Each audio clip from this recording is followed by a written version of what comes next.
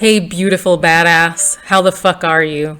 Google's listening. Google's always listening.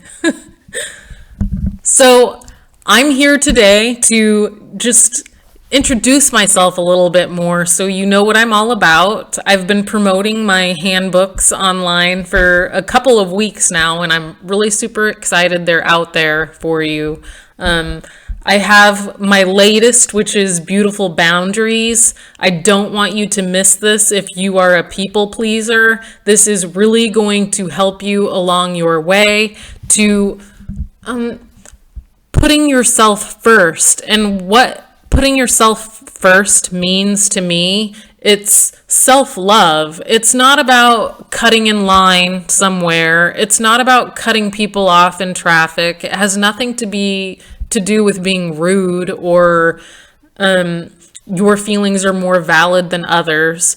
It's quite the opposite. It's stepping out of your comfort zone. It's being vulnerable with those that are deserving, maybe even those who don't know you. Like I'm being vulnerable with you right now, if that's a place that you're wanting to go.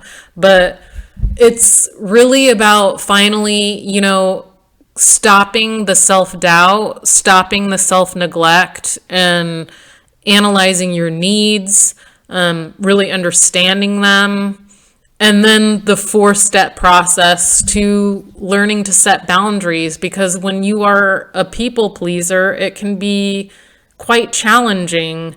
For me, it was very fear-based. I never wanted to hurt anybody's feelings. It took me a while to truly understand that my authenticity in relationships was way more important than me fearing someone getting their feelings hurt. And it takes practice, because you can't just share things and be rude. You need to be compassionate, and that's what this guide is all about. But enough of that. That's, on my social media. Oh my gosh. Yes, I snort. It's on my social media. It's available on my website, coachcarollee.com. So just putting that out there. So this is kind of my Q&A for you to get to know Carol Lee and a little more about me and what I come from. And I'm not going to give you my whole entire journey, but I'm going to give you a brief, I don't know why this is falling off, a brief synopsis. So you know that what I've been through is authentic, and it led me through this process to come up with these tools for myself that help me. And what I'm wanting that to do for you is for you to take whatever tools that you find that resonate with you and that will work with you. I'm never trying to tell you how you should live your life. You're absolutely the only person that can do that. We all come from different perspectives, different rules, different ideas, different backgrounds, and that makes us who we are. And it's not up to me how you live your life, and it's really honestly not up to anyone. But that's really why I'm here, is I want, if these tools can help you in some way, that's why they're out there. I passionately want anyone who is going through anything similar that I went through to have a easier time or something to guide them through it. I wish I would have had that. I did have my gurus a little later in life, which I truly appreciate them. I'm sure you'll hear me talking a lot about them on my channel because I fucking love them dearly. And I'll just go and tell you my very first favorite love of all time is Matthew Hussey, and you should go check him out. He's fucking amazing. But okay, so the reason why we're here is to get to know a little bit about Carol Lee and why she's putting all these videos out there. And anyway, so I come from a background of, I had a sister, a mom, and a father, and my parents were married for 20 years. My dad was pretty much obsolete in my life because he was busy working 12 to 14 hours a day to care for me, my sister, and my mom. he's a very limited man emotionally, but he's one of those people who he provides for his family and he loves them very much. We'll be diving way deeper into issues with my father the further we go along on this journey, not today. But what I really wanted to talk to you about more is how I discovered a lot about myself and traits that I had and people I found attractive and the reason why. And I discovered it was largely I kept finding these narcissistic men. And I think we all don't understand this. I didn't understand it. In order to deal with those situations where you can't find yourself continually in a similar relationship over and over again, but with a different person, I think you likely have something in your background, a trauma, just the way you were raised that possibly you need to deal with. And that's what I discovered. So I was raised, my mom is borderline schizophrenic personality disorder, and my sister is bipolar 3. My sister wasn't diagnosed till her early 20s, and my mom really started exhibiting really more crazy behaviors when I was probably about maybe 11. I do remember some weird shit happening when I was about 8. I remember her picking me up and my sister from a friend's house. And on the way home, she told us that God was taking my father from us and sending her a younger man. And I was super confused at the time. All I knew was my mom just told me God told her that my dad was going to die, and I couldn't stop crying. What was so weird about that is it was dropped. I mean, there was it was like as if it didn't happen the next day.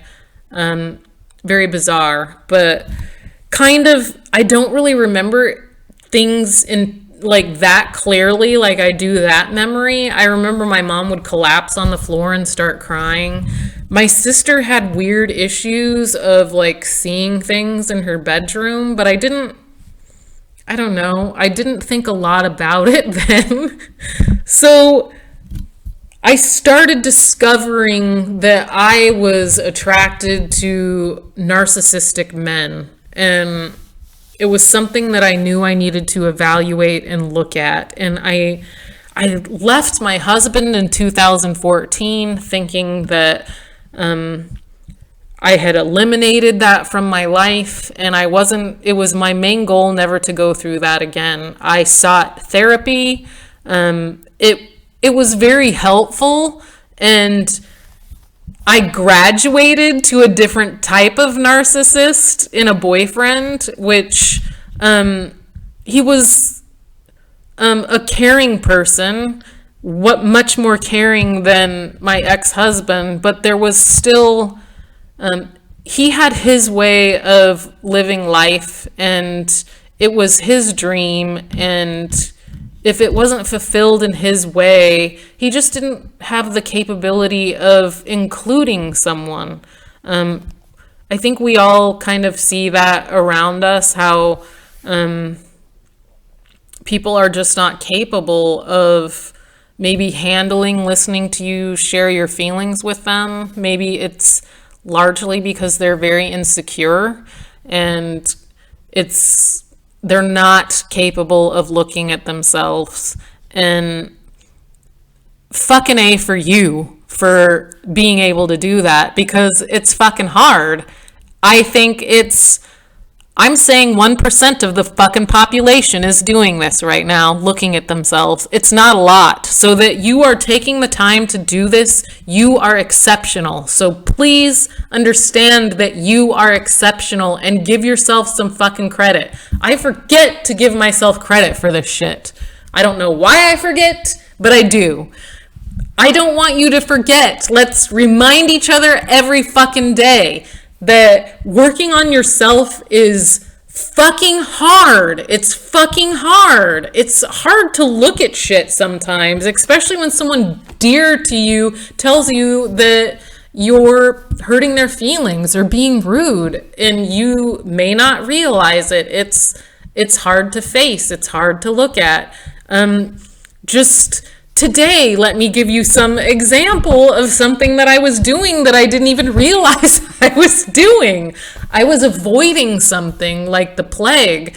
I was avoiding doing a live on Instagram, and I thought I was putting it off because of availability, but I had to really look at myself and go, no, I think I'm easily putting this off because I really don't fucking want to do it. And I don't fucking want to do it because I don't have the perfect background. It's not attractive.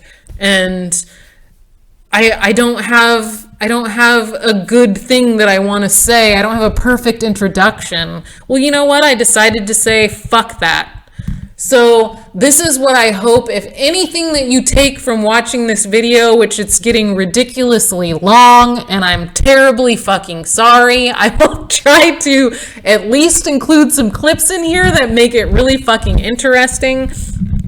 But if there's anything that you take from this that I'm telling you, is try to face the fucking fear. Because let me tell you, once you talk about it and once you face it, it diminishes it incredibly. And not always. I know I used to have, you should have seen me in interviews. I would just be like shaking, my voice would be shaking, and I would be shaking. I feel actually fucking sorry people, for all those people who had to interview me in my youth.